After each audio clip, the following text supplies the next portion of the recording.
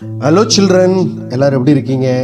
நல்லா இருக்கீங்களா? Very good. உங்கள் அனைவருக்கும் ஆண்டவராக இயேசு கிறிஸ்துவின் நாமத்தில் கிரீட்டிங்ஸ், வாழ்த்துக்கள். இன்னைக்கு ஒரு பைபிள் ஸ்டோரி பார்க்கலாமா? இன்னைக்குள்ள பைபிள் ஸ்டோரி எங்கே இருக்குது அப்படின்னு சொன்னால், ஒபதியா, புக் ஆஃப் ஒபதியா.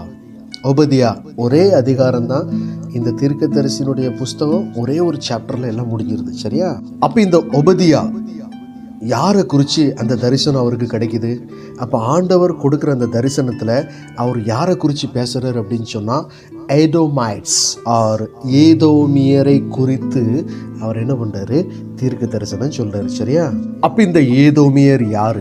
ஈசாக்கின் பிள்ளைகளாகிய ஏசா, யாக்கோபு, 2 சந்ததி.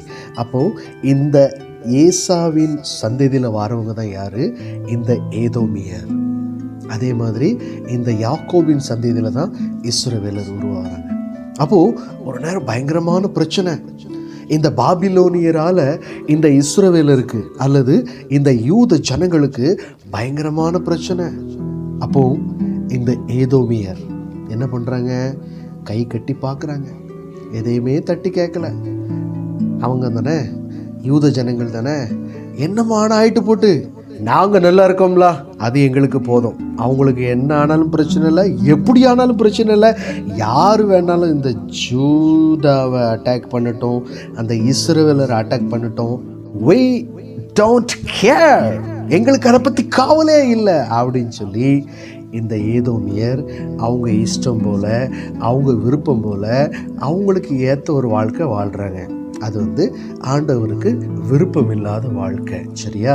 எந்த ஒரு காரியத்தையுமே அவங்க கேட்காம அவங்க மன இஷ்டப்படி அவங்களுக்குன்னு சொல்லி சில தெய்வங்களை உருவாக்கி அவங்க என்ன பண்ணுறாங்க?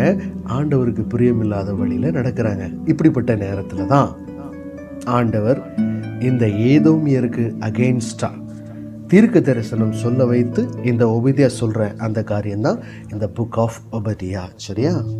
அப்போ இந்த ஏதோமியர் என்ன பண்ணிகிட்டு இருந்தாங்க? எதுக்கு அவங்க மேலே அப்படிப்பட்ட ஒரு கோபம்? அப்போது ஒரே ஒரு வசனம் மாத்திரம் வாசிக்கிறேன். ஒபதியா சாப்டர் 1, ஒரே ஒரு சாப்டர் தான் இருக்குது, அதில் வேர்ஸ் 10 நான் வாசிக்கிறேன், சரியா? Because of the violence against your brother Jacob you will be covered with shame, you will be destroyed forever. So இப்படியாக நீ கேர்லெஸ்ஸாக உன் விருப்பம் போல் நீ நடந்ததுனால நீ எப்படிலாம் அநேகருக்கு தீங்கான காரியங்கள் பண்ணியோ, அதே ஈவில் திங்ஸ் நானும் உனக்கு என்ன பண்ணுவேன். ஸோ இப்படியாக இந்த ஏதோமியர் பண்ணின இந்த அருவருப்பான காரியத்தை நிமித்தம் ஆண்டவர் என்ன பண்ணுறாங்க? இப்படிப்பட்ட இந்த தரிசனத்தை ஒபதியா மூலமாக பேசுகிறாங்க, சரியா? 2 காரியம். ஒன்று, ஆண்டவருக்கு பிரியமில்லாத வழிகளில் நடந்தது. இன்னொன்று, அவருடைய சொந்த சகோதரன், அவங்களுடைய சந்ததியில் தான் அந்த யூத ஜனங்கள், இஸ்ரவேலர் எல்லாருமே வந்தாங்க. எந்த ஒரு உதவியுமே செய்யலை. அதனால தான் ஆண்டவர் என்ன சொல்கிறாங்க?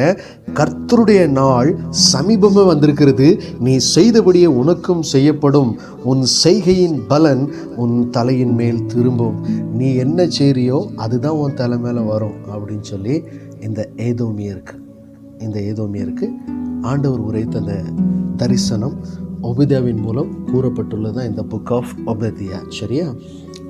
ஸோ இப்படிப்பட்ட நெருக்கத்தில் இருக்கிற ஜனங்களுக்கு ஒரு பாதுகாப்பு கிடையாது.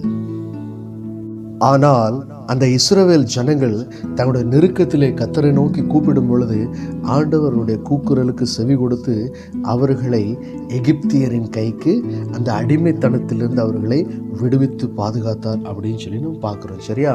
ஸோ இதே மாதிரி தான் நெருக்கமான சூழ்நிலை, கடினமான சூழ்நிலை இந்த உலகத்தில் நாமும் கூட கடந்து செல்ல வேண்டிய நிலைமைகள் ஏற்படலாம், சரியா?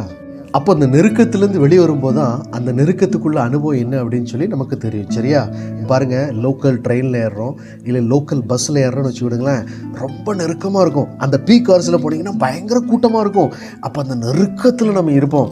ஆனால் அடுத்த ஸ்டேஷன் அல்லது அடுத்த ஸ்டாப் நம்ம இறங்குனதும் நமக்கு எப்படி இருக்கும்?